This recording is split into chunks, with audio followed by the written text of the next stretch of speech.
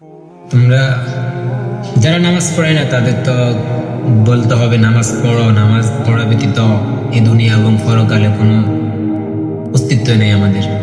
আর যারা নামাজ পড়ে তারা নামাজের ভিতরে মজা পাই না। আমরা কেন নামাজের ভিতরে মজা পাই না? একটাই, ওটা হচ্ছে, আচ্ছা একটা জিনিস তোমাদেরকে আমি উদাহরণ দিই। ওটা হচ্ছে, আমি এক গ্লাস পানি নিলাম, একটা লেবু নিলাম, কিছু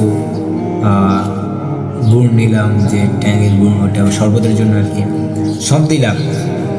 আমি দিলাম লেবুর রস, দিলাম পানি, দিলাম ট্যাঙের গুড়, তাহলে সব দেওয়ার পরে লবণও দেওয়া হলো। তখন আমি যদি চিনিটা না দিই, এটা কি শরবত?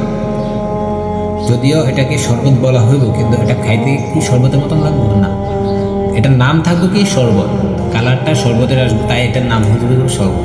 তেমনই ভাবে চিনি না দেওয়ার কারণে যদি শরবতের মজা না পাওয়া যায়, তেমনই ভাবে আমাদের নামাজ, সব কিছু তো আমরা নামাজ পড়ি, কিন্তু নামাজের যে মেন, ওটা হচ্ছে আমরা মন থেকে যে আল্লাহ তাআলা সন্তুষ্টির জন্য আল্লাহ তাআলা আমার সামনে আছে, ওটা আমরা রিয়েলাইজ করি না, এবং কি রাসূল সাল্লাল্লাহু আলাইহি ওয়াসাল্লামের যে সুন্নতগুলা নামাজের ভিতরে পরিপূর্ণভাবে আদায় করি না বা করার চেষ্টা করি না।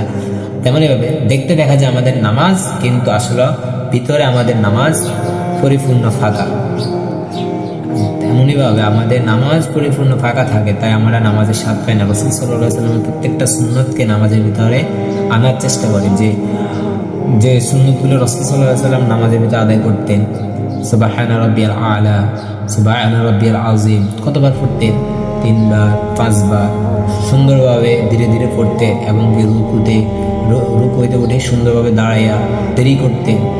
সামিআল্লাহু লিমান হামিদা রব্বানা লাকাল হামদ পড়তেন। তারপরে দুই সিজদার মাঝখানে যে দোয়া পড়তেন, আল্লাহুম্মা গফিরলি ওয়ারহামনি ওয়াজবুরনি ওয়াহদিনি ওয়াআফিনি ওয়ারযুকনি, এই যে দোয়াগুলো পড়তেন, এগুলো তো আমরা পড়িই না। তো এগুলো না পড়লে আমরা বুঝবো কি? আর এগুলো পড়লে, আর এগুলো অর্থ বুঝতে হইব, অর্থ বুঝে তারপরে আমরা পড়তে হবে। যদি এগুলো অর্থ না বুঝে পড়ে, তাহলে তেমন মজা পাবো না। যদি অর্থ বুঝে পড়ে, তাহলে আমাদের নামাজে যে একটা তৃপ্তি পাওয়া যাবে, ওটা পাওয়া যাবে। নামাজ আল্লাহ তাআলার সন্তুষ্টির জন্য পড়বো। যদি নামাজের ভিতরে অন্য কারোর জন্য, যে আমি সুন্দরভাবে দাঁড়াইছি, লোক আমাকে দেখতেছে, এটা যদি চলে আসে অন্তরে, তাহলে এটা পরিবর্তন করতে হবে। আল্লাহ তাআলার সন্তুষ্টি, আল্লাহ তাআলার রেজার জন্য, আল্লাহ তাআলার সন্তুষ্টির জন্য নামাজ পড়তেছি, এটা অন্তর আনতে হবে। মানুষকে দেখানোর জন্য যদি নামাজ পড়ে, তাহলে এটা শিরিক হয়ে যাবে, শিরিকের অন্তর্ভুক্ত হবে। তাহলে আমার নামাজ বাতিল হয়ে যাবে, এবং আমার নেক আমল সব বরবাদ হয়ে যাবে। আল্লাহ তাআলার সন্তুষ্টির জন্য নামাজ পড়ুন, এবং রাসূল সাল্লাল্লাহু আলাইহি ওয়াসাল্লামের যে সুন্নতগুলো, সবগুলো নামাজের ভিতরে আনার চেষ্টা করি। ইনশাআল্লাহ নামাজের তৃপ্তি আমরা পামই।